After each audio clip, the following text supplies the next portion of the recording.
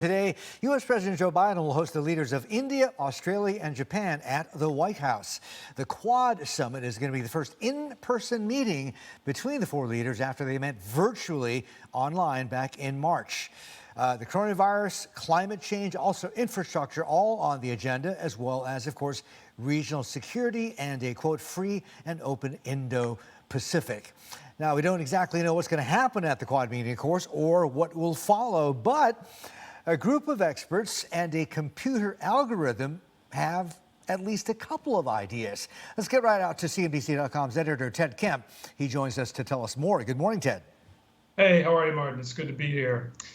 Yes, so in short, CNBC turned to applied game theorists to ask them to form a prediction on the future of the Quad. Now, in short, what the game theory model told us is that the Quad is not going to go away. The model the theorists built indicated a number of things, but if we talk about the four countries, it indicated a much more unified Quad than exists currently. It indicated a Quad with each individual member state much more focused on security, maritime security in particular, in the Indo-Pacific.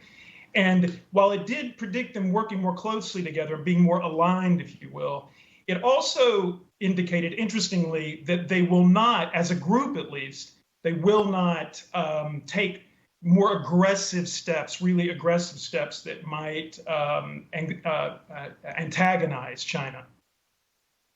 Yeah, so Ted, and heck, we could talk about this for days, but getting back to this algo, this particular algo that you used, it's been used before by the CIA. I know we were talking about this offline, but never ever on or at this scale, right? This is huge. That's exactly right. This game theory model, this particular model, which was designed and refined by a game theorist named Bruce Gueño de Mesquita, he's quite well known in those circles. It was used by the Central Intelligence Agency for about 1,200 projects in the past. It's also been used by Fortune 500 companies. But over the course of that CIA run, it had an accuracy rate, according to the CIA's own documentation, that was around 90% in terms of its predictive accuracy. Wow, pretty good. Okay, so let's talk about what this algo is spitting out in terms of predictions or outcomes, especially with regards to the Quad and the balance of power. Obviously, the U.S. is sort of in the driver's seat, but could that change? Yeah, it's interesting. A number of things came out of it that were interesting about both the algo and my follow-up reporting. You're right, of course, Martin, that everybody assumes the U.S. it's the biggest economy. It's the biggest navy, for that matter.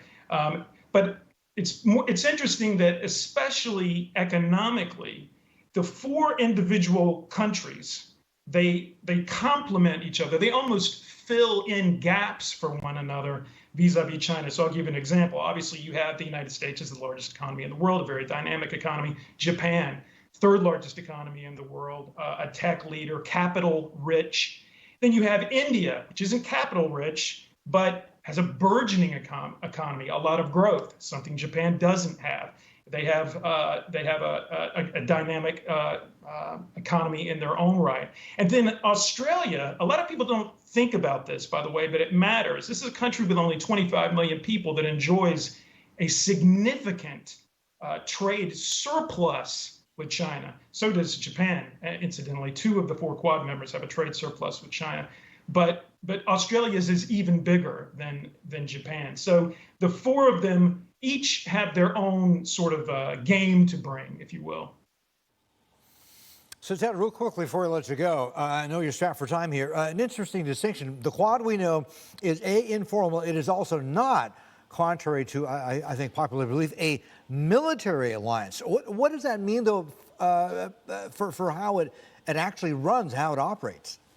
Yeah, practically speaking, it has serious ramifications. You hear people talk about an Asian NATO, right? But that's actually quite misguided. NATO is a North Atlantic treaty organization. In other words, it's heavily structured. It's heavily institutionalized. It was approved by the various countries' parliaments or legislatures. The Quad, by virtue of being a loose, almost confederation, ironically, that is a strength for the Quad, according to the experts who I spoke to in the course of my follow-up interviews after we ran the model. It allows for individual Quad countries to just sort of decide which initiatives that the Quad is undertaking do they want to take part in and which ones do they not want to take part in. Significantly, it also makes it easier for other countries, not Quad members, to step in and work with the Quad if they wish. I spoke to one person who said if New Zealand gets upset at China, they can send a frigate to the next naval exercise. So that gives you an idea of how there's strength in that flexibility. And it's also a modern, I think, approach for how organizations work generally these days. Interesting, huh? Okay, so flexibility, optionality, and also potentially a lot more inclusive as well. Great stuff.